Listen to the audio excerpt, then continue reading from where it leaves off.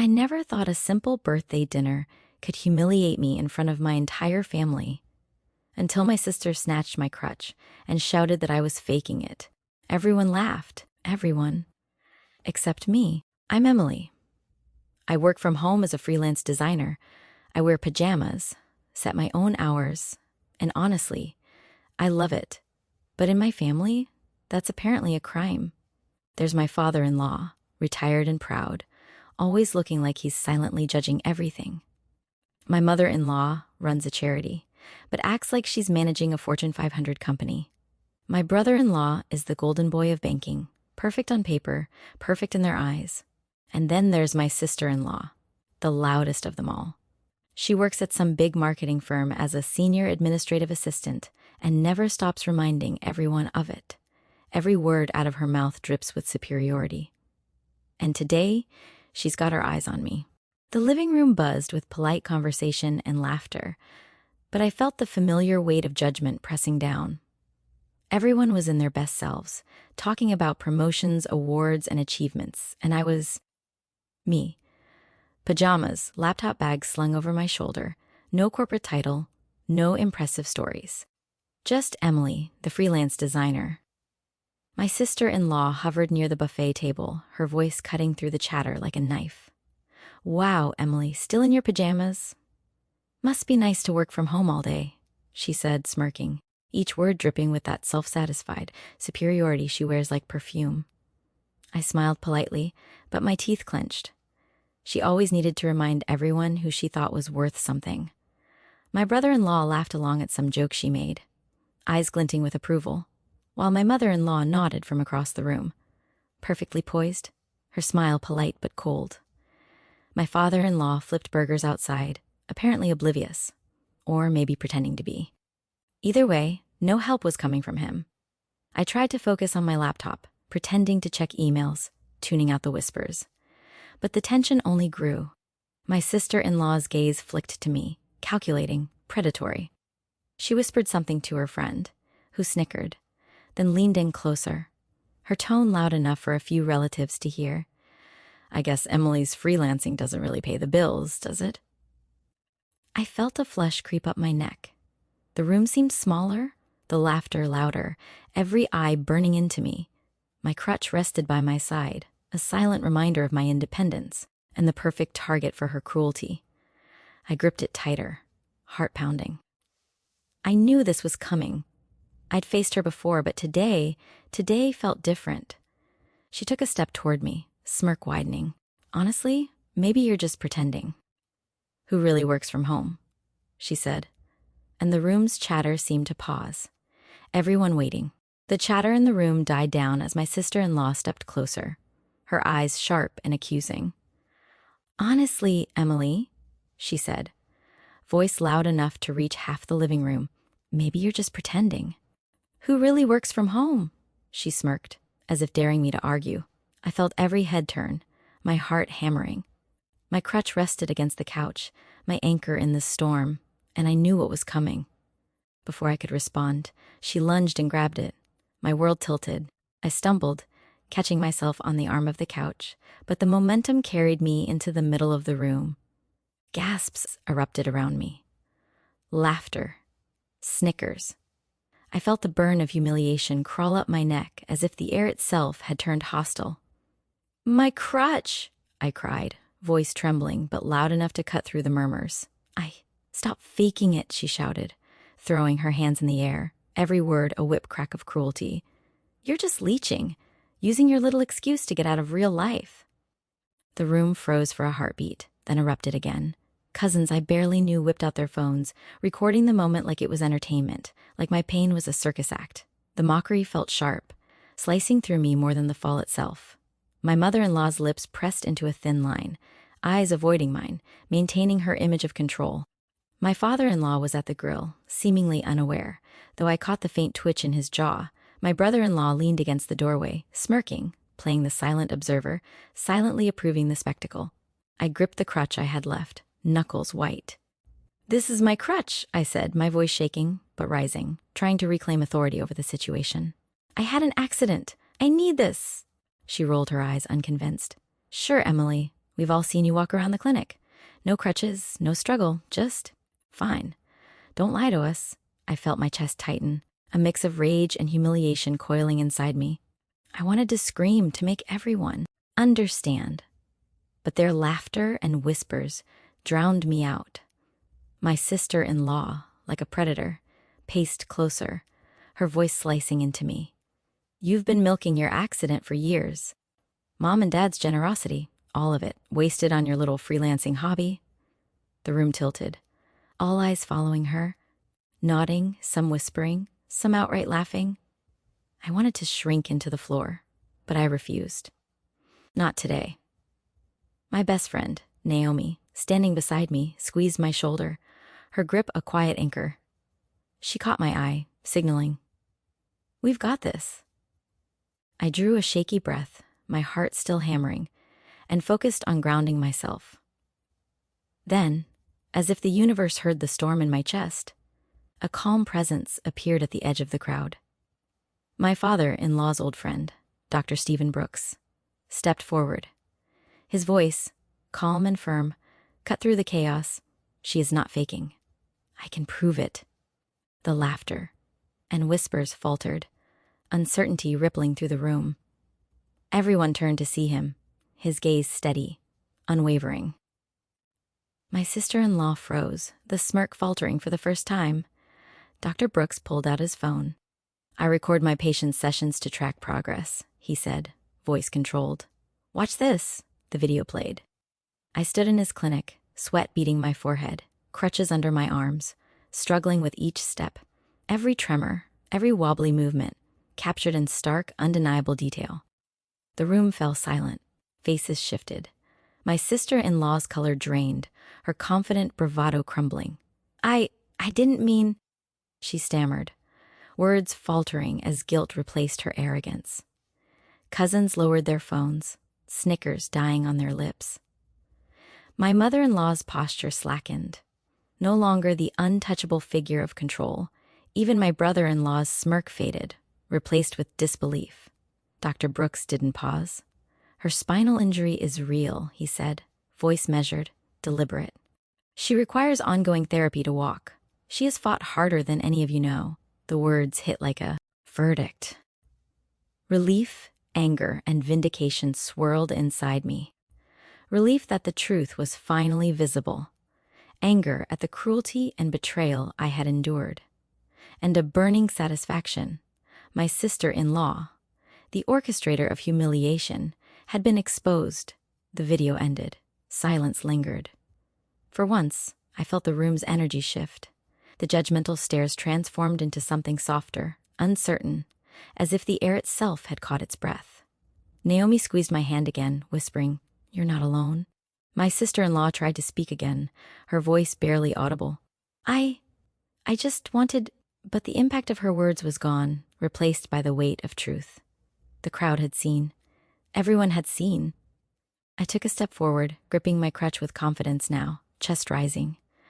"That's enough," I said, voice steady. "The truth is here. I'm done proving myself to anyone who doubts me." The shift was complete. The laughter, the snickers, the whispers. They had no hold over me anymore. The evidence, the support, the undeniable truth. My family couldn't erase it, no matter how much they wanted. For the first time that night, I felt light, free, in control. Not because my sister had stopped, but because I had claimed my power, my dignity, and my truth. And that's when I realized, humiliation only lasts as long as you let it. The moment you stand tall, even on crutches, the story changes. The room remained silent after Dr. Brooks's video ended, the usual chatter replaced by a tense, almost guilty stillness. I felt my chest rise and fall, each breath a little steadier than before, the weight of humiliation slowly lifting. My crutch, once a symbol of vulnerability in the eyes of my sister-in-law and the family, now felt like a badge of resilience. Every tremble, every wobbly step in that video was proof that I had fought harder than anyone in that room had imagined. My sister-in-law's face was pale, her bravado completely gone. She opened her mouth to speak, but the words caught in her throat, replaced by the reality that everyone, including my cousins who had laughed, my aunt who had filmed the scene, and even my mother-in-law, now saw the truth. Her smirk, once so sharp and certain, faltered into something small, almost human, as if the truth had stripped her bare. I turned my gaze to my mother-in-law. Her perfect posture and composed expression now seemed fragile, almost apologetic, though she didn't say a word. My father-in-law, still holding the spatula from the grill, looked uncomfortable. His silence had always felt like indifference, but now it carried the weight of acknowledgement. My brother-in-law, who had been silently smirking, avoided my eyes, the air between us thick with unspoken shame.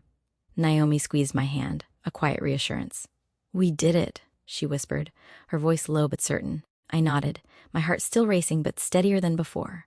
I had faced the storm, and for the first time in a long time, I felt seen, validated, and, most importantly, empowered. My sister-in-law finally managed a few words. I didn't mean to. Her voice was soft, hesitant, unsure. It wasn't an apology, not yet, but it was something. I shook my head gently, not out of malice, but to set a boundary. "It's not about your intention," I said, my voice calm, steady. "It's about the impact. And the impact is undeniable." She swallowed hard and took a step back, her hands limp at her sides. I didn't need her to understand fully, at least not now. My validation wasn't in her acknowledgement. It was in the truth everyone else had seen. The laughter, the mocking whispers, the side glances, all of that had lost its power. The moment Dr. Brooks's video proved what I already knew. I had worked, struggled, and fought for every step I could take. The cousins lowered their phones, unsure whether to speak or stay silent. My Aunt Clara, who had been filming with glee, tucked her device away, her earlier smirk replaced with an uncomfortable, tight-lipped expression. Even my cousin Joanna, who had laughed the loudest, pressed a hand to her mouth, eyes wide, the sudden realization of complicity dawning on her. I felt a surge of clarity. This was not about punishing them. It was about reclaiming myself. Every time my sister had belittled me, every glance that carried judgment, every whispered comment about my pajamas or freelance hobby had chipped away at my confidence. But now, with the truth undeniable, I could breathe again. Naomi leaned closer. "Do you want to leave?" she asked, concern and support mingling in her voice. I nodded, gripping my crutch firmly. "Yes," I said. "I'm done staying here and letting them dictate how I feel about myself." As we walked toward the door, my sister-in-law followed hesitantly, her steps unsure. "Emily, please," she said, voice wavering. I'm sorry, Her words trailed off, leaving me with the choice, engage or move forward. I tightened my jaw. "You've said enough," I replied quietly but firmly, and with that, I left the room, Naomi at my side, my crutch steady under my grip. Outside, the crisp evening air hit my face, a stark contrast to the tension inside. I inhaled deeply, feeling the adrenaline begin to fade and the calm of empowerment settle in. For years, I had carried the burden of proving myself, of being judged, of feeling lesser because my life didn't fit the family's rigid definitions of success. Now I realized that burden was mine no longer. Back at home, I sank into my favorite chair, letting the weight of the day fully settle. Naomi poured 2 cups of tea, handing me one, her presence a quiet comfort. "You handled that better than anyone could have," she said. Her eyes were bright with pride, unwavering support shining through. I smiled faintly, gratitude swelling in my chest. "I couldn't have done it without you," I admitted, my voice softer, yet steady. The next few days were a whirlwind. I contacted a lawyer to discuss harassment and defamation options. Naomi recorded and cataloged every incident, every comment, and every video clip from the party. My sister-in-law's actions were not just cruel. They were a pattern of public humiliation, amplified by a family too eager to believe her lies. Lisa Donovan, the lawyer Naomi recommended, was fierce. She reviewed the evidence with precision. "You have a strong case," she said, her tone confident and reassuring. "This isn't just about proving your injury, it's about holding them accountable for emotional and financial harm. They've crossed a line, and the law can help you reclaim what's yours." As we moved forward with legal action, my focus shifted from anger to purpose. I poured energy into my blog, documenting my journey as a freelance designer navigating a world where independence is often undervalued, especially by families obsessed with status. Each post became a catharsis, a step toward reclaiming my voice and helping others who face judgment or disbelief from loved ones. The online response was immediate and overwhelming. Messages from readers who had faced skepticism, family doubt, or workplace prejudice flooded in. Their words became a tapestry of shared resilience, a network of solidarity that made me feel less alone. For the first time, I realized that validation didn't have to come from my family. It could come from the truth and the community that recognized it. Weeks passed. The lawsuit progressed, supported by Naomi's recordings and Dr. Brooks's medical documentation. Meanwhile, my sister-in-law's confidence continued to crumble. Her friends distanced themselves, social media backlash intensified, and the narrative had clearly shifted. The family that had laughed at me now wrestled with the undeniable reality of their error. Even my mother-in-law and father-in-law, who had remained distant throughout, began to show subtle signs of acknowledgement, though not fully apologies. Their gestures, though small, marked the start of a shift, though it was mine to define how much space they could occupy in my life. Months later, the blog gained traction beyond my expectations. Stories poured in from readers who had felt invalidated, dismissed, or silenced. The very platform I had built to process my own humiliation became a lifeline for others, a space to advocate, educate, and empower. At therapy sessions, I grew stronger, not just physically, but emotionally. Dr. Brooks noted improvements, but I felt the real growth in my confidence, in the steadiness with which I carried myself, in the control I reclaimed over my narrative. Naomi remained my anchor, celebrating small victories, offering guidance, and sharing laughter to balance the intensity of the fight. Finally, I understood that this wasn't about revenge. It was about justice, self-respect, and empowerment. My sister-in-law's humiliation and the family's earlier complicity could no longer define me. I had my voice, my community, and my strength. I had reclaimed the story of my life. One evening, I received a tentative call from my mother-in-law. "We want to make things right," she said, voice careful. I listened, thoughtful, calm. For the first time, I realized reconciliation could be offered, but on my terms. My boundaries, my dignity, and my self-respect were no longer negotiable. I smiled softly, the weight of years of doubt lifting. "Thank you," I said, voice steady, "but I'm building my own life now. I hope we can find a way to connect, but it will have to respect what I fought for." As I hung up, I turned to my laptop, the glow of the screen reflecting the quiet determination in my eyes. I wrote a new blog post.